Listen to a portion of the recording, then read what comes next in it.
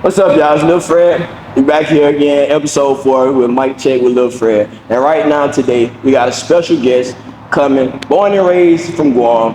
We got Ethan, Sharpshooter, Afleje. What's up, guys? How you doing, man? Appreciate you coming on. Yes, How you thanks been? for having me, bro. Been good, bro. Been good. Glad to be back. That's good. That's good. How long you been back on Island? Just for a month. Been back for a month. I came back June 8th. I'm leaving like next week, actually. Okay, where you headed to? Houston, Texas. That's where I'm living now and fighting at. Okay, Houston, Texas. He coming all the way from Guam. So today, what we're gonna talk about today on this episode, we're gonna get to know Ethan, Sharpshooter, Afleje. So look, right now, what's your record right now? As an amateur, I'm 4-0 or 4-1 as an amateur. 1-1. Yeah. Okay, so what was your last fight? My last fight was in May 31st for the Fury Amateur 135 belt, which is right here. So this belt right here, was this like this your first championship belt? Or? Yeah, this is my first championship belt, fighting for it too, and many more to come, dog, honestly. Okay, so look, so how did you get started into the UFC thing?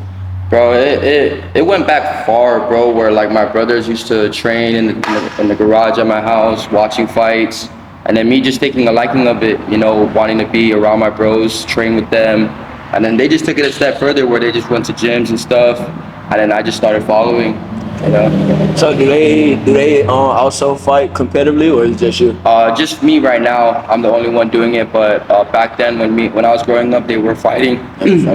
I got 2 of my brothers pros, and then my other brother is still an amateur too. Okay, cool. So like when it comes to fighting, what style of fighting do you do? Is it MMA, kickboxing? What do you do? Mostly, bro, I'm like all around, bro. I'm like what would you call like a freestyle fighter? I could do it all. You know, kickboxing, yeah. MMA, you know, like the grappling and stuff. Yeah, I could do all that. Okay. You know. In your opinion, what's your best version of what would you say, like what's your favorite, your best style, like which my best style, bro? Honestly, I'll say my hands. You know, I haven't really shown it a lot, but honestly, dog, when my hands start opening up, it's dangerous. You know? Okay. Have you had any knockouts or? Yeah, I had a couple knockouts. I had like 3 knockouts in my amateur like career, but like most of them were like coming through like jits, grappling and stuff. Okay. And then so like growing up, when you realize you're like, all right, I'm going to the gym with my brothers. This is just fun. At what point did it turn into something serious where you was like, all right, this is what I want to do now? Bro, straight out of high school, I decided like this is really what I want to do. You know, so I told myself that if I'm gonna do this, I gotta leave Guam. I gotta go out to the States and make a career out of it. You know. Have you had any opportunities to like make a career out of it? Oh yeah, of course, yeah. Actually winning this now, I'm able to turn pro, you know, start making money off of it, and like really make a living off of fighting. Okay. So if you had to tell, let's say you have a 12-year-old Guam person right now watching this video, and they getting inspired by you, what would you tell them about getting into, like at this point in their life, they're 12-year-old, what would you tell them to do? Yeah, if you guys are 12 years old in Guam looking at me and wanting to fight, man, all I'm gonna say is just keep pushing. Stay dedicated to the grind, stay hungry, stay a sponge, absorb everything you guys can, and just like surround yourself with people you want to be like. That's the most important thing. Surround yourself with people you see yourself and you want to be like, and you'll get there, bro. Trust. That's a fact. Like you said, you surround yourself by people with like-minded individuals. It's only a certain amount of time till you get with them or in the same range or being better. So it's like it's all about like growing and being who you want, like being around what you want to become. So yeah, that's a good lesson. If y'all watching it, make sure y'all tap in, keep watching Ethan. So we're gonna keep going right now. So look, when it comes to like when you're in the ring, okay, is you mano a mano? Do you rather, like when you're one-on-one with the person, what are you thinking about? What's going through your head? In my mind, honestly, bro, like I'm thinking of it like a game. I'm trying to neutralize this guy. I'm trying to find his weaknesses and everything. You know, your movement, your patterns. If you hit me and it's not hard, I already know instantly, you know, it's over. I could take it and I could return back. You know, a lot of people don't know I could crack pretty hard. it don't look like it, but it shows on them. You know, it shows. Now, what does crack mean?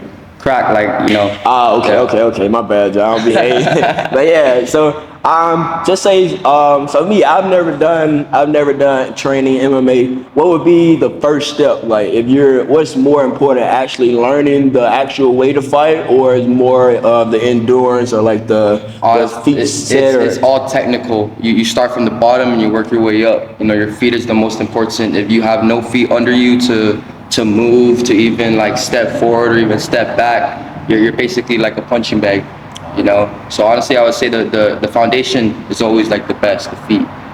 Yeah. Okay. So you gotta be able to move. So I play basketball, and it's kind of the same thing. You gotta have quick feet. You gotta be able to slide, get the left and right, lateral, everything like that. So you'll definitely be able to like catch on quick, you know. Okay. Yeah. And then after that, I would say is like your hands.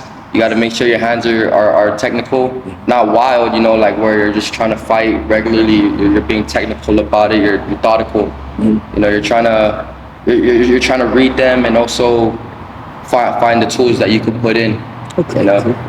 All right. So like, if I was just trying to, not me, but like, have you ever like trained other people? Like, since you've been training? Yeah. But when I was back in Guam in like 2021.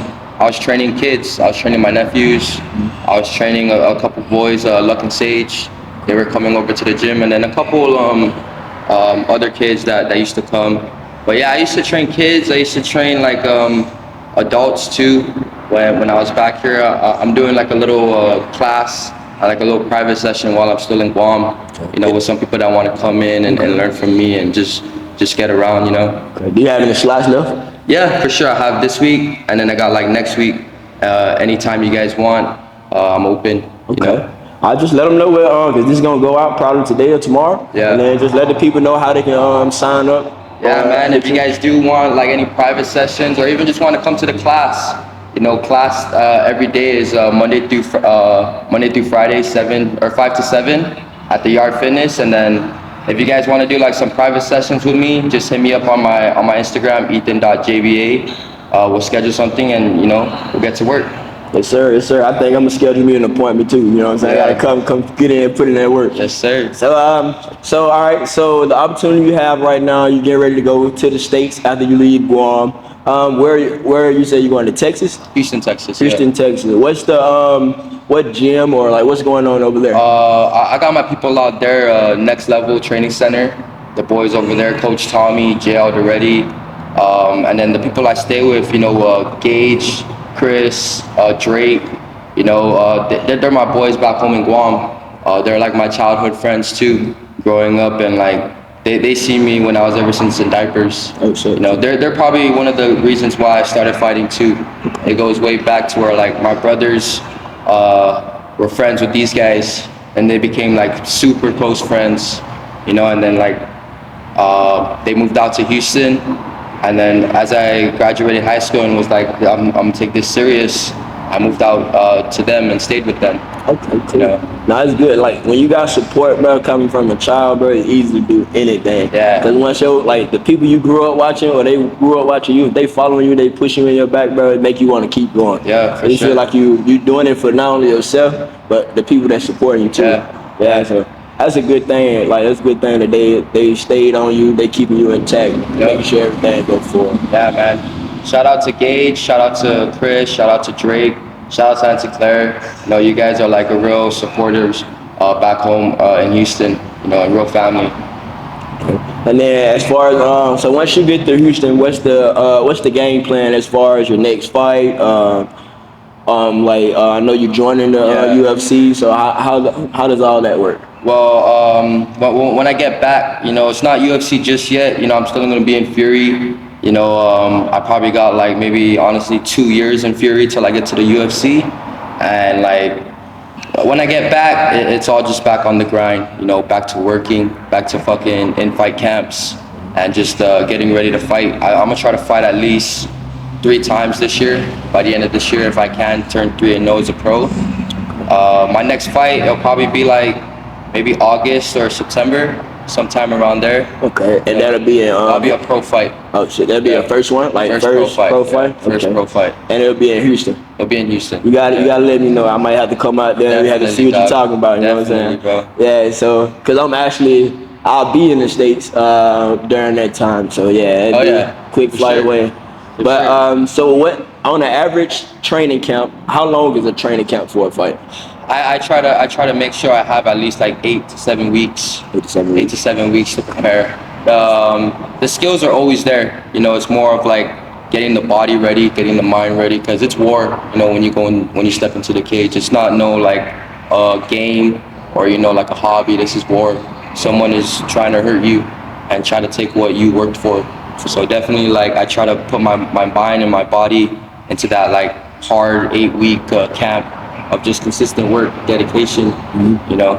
Yeah, no, that's more. Cause like when you in a fighting, like it's basically life or death in that. Yeah, it's basically life or death. You can actually, you know what I'm saying? The only thing that's stopping that other person from killing you is the ref, you know, and the clock. True. So, you really have to prepare yourself mentally and physically. I feel that. So whenever, you got 6 to 8, you said 7 to 8. 7 to 8 weeks. Yeah. Okay, and then on the average day of your training, what's your diet? What's your daily routine? How does that go? Like. Yeah, I try to eat, like, throughout the day. I try to eat at least like five small meals a day. I try to keep it like my hand size, so if you guys are learning or you guys want to learn like some dieting advice, like use your hand size, right? Protein and carbs the same size as your hand. Be eating that 5 times a day. Not a lot, but just enough to fuel yourself and be training every day. I train at least like 3 times a day. So, it's a lot. And then like even try to keep up with the meals, it's the same. Okay. Where did you get the hand thing from? Honestly, I just kind of like thought about it because in Guam, we all eat a lot. Us Chamorros, we stack the plate up, with everything. So I try to like limit myself. Like I'm gonna get a lot of stuff, try to portion it out, the size of my hand. And I also think, like your stomach size, how big is your stomach? Maybe it's like 2 hands, but if you like bring it down to 1, it's easier for your body to digest and even lose a lot more weight. Okay. Cool. No, it's a little hack, a little fighting hack. I learned this shit. I like that. Yeah. I like that. I don't know if I can do it. I think I need 2 hands. Yeah. What weight class are you like? When it comes to fighting, are you fighting like weight classes or like divisions or? I fight in the bantamweight, 135. 135. Yeah. Okay, cool. Bantam. So is that like the only weight you fought at, or? No, I fought at 125 before when I first went out to Houston. I fought at 125, but man, that was when I was still like young, still small. My body didn't develop yet. Right now I'm still growing. I got way bigger than I was the last time I came back. I walk around like 155 now. That's it. Yeah. So with you being at 155 now, does your weight does like whenever you find weight classes or whatever, so you at 135, what is like the max you can be? Is it 135 versus 135 or it's like a window? They always give you a pound allowance when it's not a championship belt. So when the belt's on the line, you have to make 135. Other than that, you can make 136 even. Okay. Yeah, 136 even. You could be like 135.68. You can't be 136.5 or anything. Yeah. Oh man. Yeah. So then, if you like, do you prefer like, are you trying to stay at the 135, or eventually you're gonna move up to the next weight class? I'm trying to stay at 135. Even try to make the cut back down to 125. But it just all depends on like how my body reacts to it. I had a bad weight cut before. I know what that does to me in a fight, and I just don't ever want to feel that again. Where like I'm drained.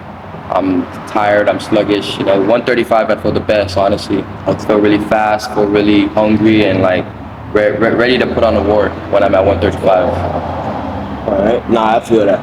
So, childhood, let's go back to your childhood. Yeah. Growing up, you born and raised in Guam, right? Yeah. Cool. What school did you go to? I went to a couple schools, man. I went to UPI for my elementary school year up in Jigo. I went to Onsalon for my middle school year.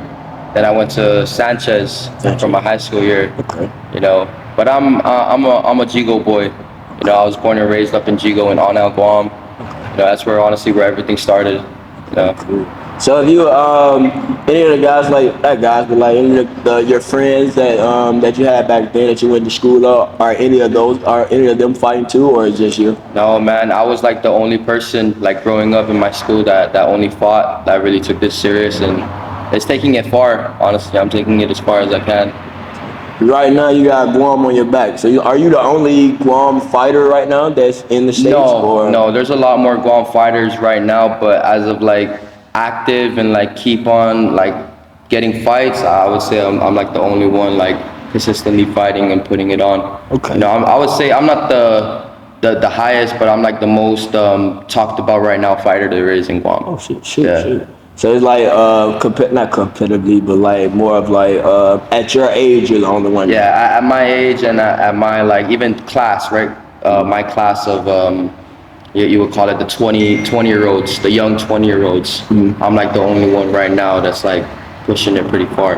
We got some OGs, you know, still fighting. You know, we got some of the OGs still wanting to put, but you know, it's the new game now. You know, it's the new era. How do you feel?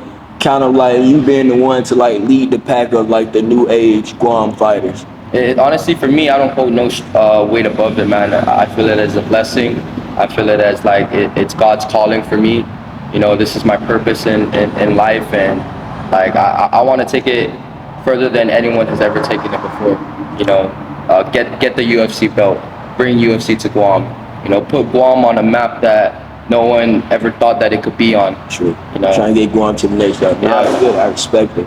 Cause me being from the States and then coming over here to Guam and being able to like I do the podcast and then I like promote events and stuff like that. So it's like I kind of feel like you in a way because I did it back home and then like being able to come over here and like spread like what I like to do, like bringing everybody out to the events and stuff like that. It's kind of like the same way how you feel, like damn, like people really getting behind me and stuff like that. So it's like something to like keep you motivated, keep you doing things like that. Just making moves, honestly. Yeah. Making moves and like doing better for yourself and your family, and that's really what I'm in it for too. Like everyone's always trying to bring their family up, right? I think that's everyone's goal in life, right? To bring their family up, and like it's just more better when I got like a whole island behind me, you know, and wanting to see me go.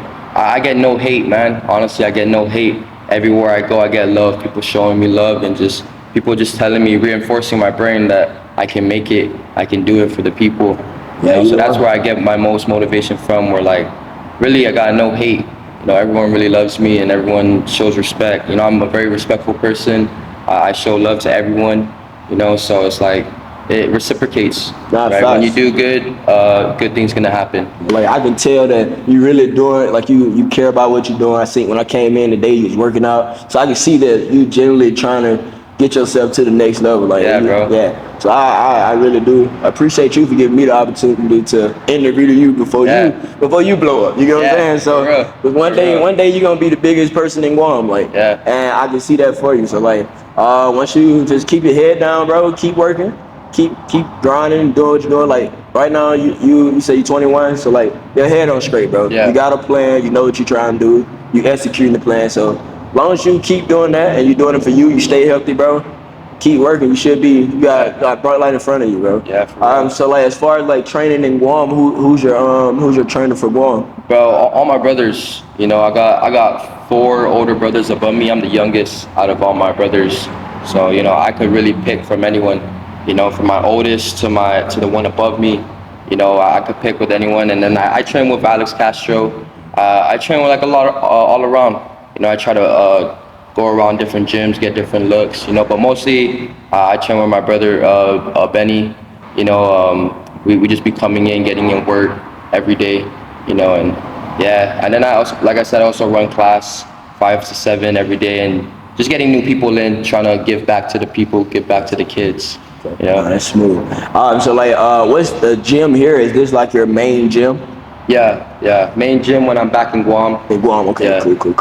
Yeah. So, anything you want to just let the people know? Man, just stay tuned, man. Honestly, I know everyone's been watching, everyone's been supporting, but like really tune in this time because this pro scene now is gonna get crazy, and I'm really gonna try and put it on for Guam this time for real. Do you have like, do you already know like who your first opponent would be? No, I don't know. I don't know anything yet. All I know is like I'm gonna be ready to fight ending of August and beginning of September. Okay. That time I'm gonna be ready. So how does the fight matchup work? Like, who picks the fight? Like, do you pick the fight? Or? My coach Tommy in Houston, he's the one that mostly does it for me. You know, he's good with the promoter and stuff. So like I just let him handle it. You know, I let him match me up. I know he's not gonna to match me up with no crazy fight where it don't make sense. Mm-hmm. You know, he's put every fight that I take in. It made sense for me to fight them. Okay. You know, it made sense for me to fight this guy and then fight this guy. He's never given me a fight where I was like, this don't make sense. Yeah, true. You know. Now that's good. It's good to have people that's gonna like not like protect you and like look out for you, make sure you're not doing anything and like first of all hurt yourself or like physically or like monetarily and stuff like that. So that's good because like anytime like whenever you're doing something and like it puts you in harm's way, it can like cause a anything go wrong, it can cause a not confusion, but more of like a confidence. You lose confidence and stuff like that. How do you stay confident whenever you fight? So I know you say you're 4-1. Yeah. So with you having 4 wins and then when you finally got the 1 loss, how did the confidence? Did your confidence stay the same, or did it like anything change as far as how you felt? Honestly, before I lost, the confidence was high, you know, on top of the world kind of thing, you know. And then when I lost, it was more of like understanding what do you want to do with this, you know, not bringing it down, but more of like take a step back and really analyze yourself. Is this who you really want to be? Because if this is who you really want to be, then you have to really put in the work and really put in the time.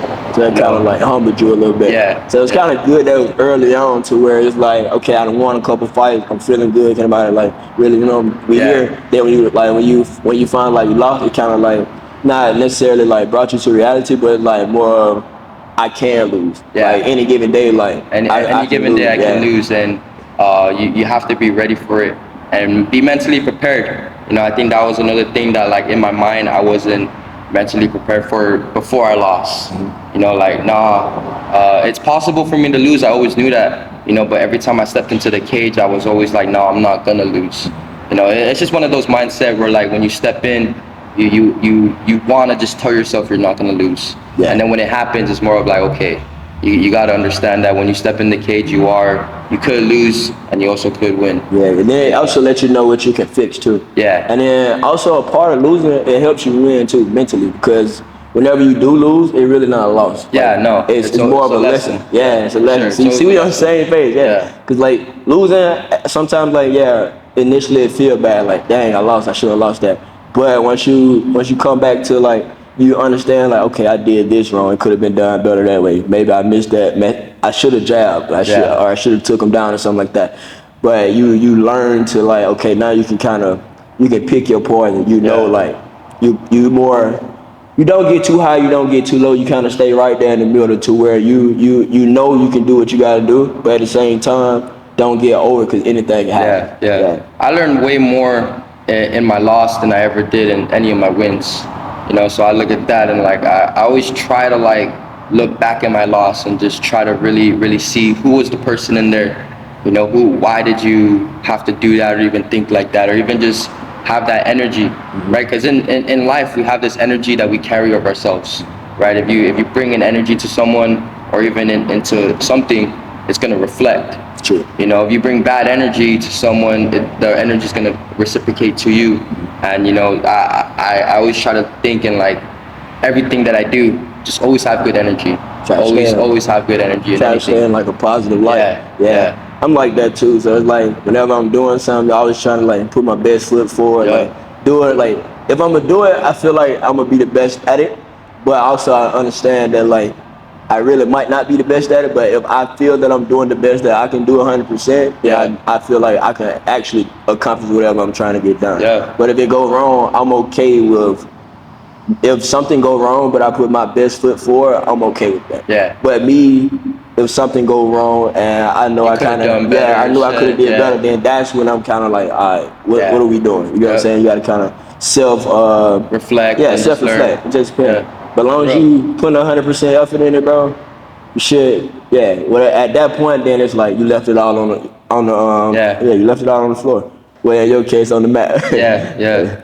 So, all right. As far as a career, so how long does most careers last? In MMA, man, in this game, it's not. It's a small window. You know, you're probably the most right now. Me at 21, I probably got another like, let's say 15 years in this game. You know, max. You know, I'm not trying to stay in this long. You know, because this is a brutal sport. You know, you don't just get hit and have nothing happen to you. You know, your brain gets rattled. You can get concussed. There are a lot of things that could happen. I could break my leg. I could break my arm. You know, so I'm not trying to stay in this long. For me, like I'm trying to stay in this thing at least max 10 years. You know, if I can get out of this thing before I'm 30, even 35. Then like, bro, that's like a dream come true for me, because I got more life ahead of me than just fighting. True. You know, fighting is just right now in this time what's for me. You know, but what's gonna be for me when I'm 40, when I'm 50, when I'm 60? You know, like that's the things I'm trying to get on. I'm trying to get in this game and get out. You know, make as much money as I can and move on to the next thing. Okay, that's understandable for sure. So like, whenever it comes to like, so in 10 years, okay, you got a 10-year window for yourself. Just say after the 10 year, you had 9 years, right? You done with Fury, you made it to the UFC. Just say you win your first belt at year 7, year 8, you on top of the world. Do you keep fighting or do you hang it up? I hang it up because I've accomplished what I wanted to accomplish all along. You know, I got the belt for Guam. I brought it back for Guam. You know, and what else can I do? If I keep trying to fight and if I keep trying to like push the limits, there's only a matter of time before you fall back down. You know, everything goes up, you know, but everything also falls back down too. You know, and after that, man, it's just gonna go more crazy. I'll venture out to businesses, to whatever else opens the door for me. You know, no, I respect it. I respect the fact that once you got to where you want to go, you want to chill, you brought it back to there's nothing else to prove. There's nothing else to do because you've done what you set out to do. I respect that, because some people, when they get to the top, they don't know when to stop. Yeah. They want to keep going, they want to keep going, they want to keep going. But the fact that you're that young and understand that you got one goal, and once you reach your goal, you're done because you did what you want to do for you, your family, and the people of Guam. Like that says a lot about you, your character, and what you like, how serious you is about what you're doing. So I respect that. Bro. And then, so as far as like, okay, so once you're done with that, so the end goal is pretty much do 10 years, create your legacy, win for Guam, bring it back home, and then sail into the sunset. Yeah, for real. That's smooth. And then as far as like, whenever you finish doing that, if you had to tell the people one thing that if you could do, like after you win, bring it back to Guam, one thing that you could do for Guam, what would it be? What I could do for Guam, man, honestly, I'm always gonna give back. I'm always gonna give back to my people and just try to push the kids that want to chase the dream the same way I did. You know, give back to the people, open up gyms. You know, like I said, bring UFC to Guam. And what I mean by that is like, who wouldn't want a UFC gym in Guam? You know, who wouldn't want UFC events in Guam? You know what I mean? Who wouldn't want the UFC fighters to come to Guam and stuff like that? Big names and stuff. It's like, that's what I'm trying to do. I'm trying to put Guam on like the map of like Nigeria, how, you know, the boys Usman, Israel Adesanya, Francis Ngannou, how they put Nigeria on the map. You know, they probably never brought an event to Nigeria, but bro, they put on Nigeria where it's like they're always gonna remember that. They have champions. People are gonna go there and remember that. Why you go to Nigeria? They're gonna think, oh, Israel Adesanya, Kamaru Usman, Francis Ngannou. Nah, I get that. You want to do that for Guam? Nah, I get that for sure. Because Guam very small. Not a lot of people like know about it. Like me coming from the States, I heard of Guam, but I didn't know what it was. But like, since I've been in Guam, been here 3 years now, like I love Guam. Yeah. I love Guam. Like the people here, like, bro, the support that the people in Guam show, like everybody nice, like Our hospitality shows. Yeah, it made me feel like I'm at home because I'm from Alabama in the States. Okay. So like we do Southern hospitality. So like everybody's speaking to everybody you see, like opening doors and stuff like that. Like big everybody. Parties. Yeah, like the cookouts. Like I love y'all cookouts. Yeah. Y'all cookouts. It's I eat too good. Yeah. Eat too good. That's when I say I need a 2-hand Yeah. But yeah, other than that, bro, any final words you got for the people? Man, honestly, just thanks everyone that's been showing love, showing support. You know, I feel it. You know, and I'm gonna use it the right way, right? Where I'm gonna put in the work. I'm gonna put in the time and the effort to prove you guys right. I'm not only proving me right, I'm proving you guys right. When you guys speak to me and you guys say you believe in me and you guys say that I can make it, I'm gonna put in the work. I'm gonna put in the time to actually prove to you guys that I am gonna be that. You know, so yeah, man, thank everyone that's been showing love. Shout out to all the boys, the Houston boys. Shout out to the Guam boys. I don't need to drop no names because everyone knows who they are, you know. But yeah, man, thank you guys. And that's what you got. You got LilFredd, you got Ethan Sharpshooter, Afleje, and I messed it up. You're good. Let me say it one more time. Afleje. I almost had it, man. We're gonna put the last name on the map too, dog. Yeah, we gonna get him out there. But yeah, you locked in right now. Thank y'all for watching. Mic check with LilFredd, and we out. Yes, sir. Appreciate you, my guy. Thank you, man. Yes, sir.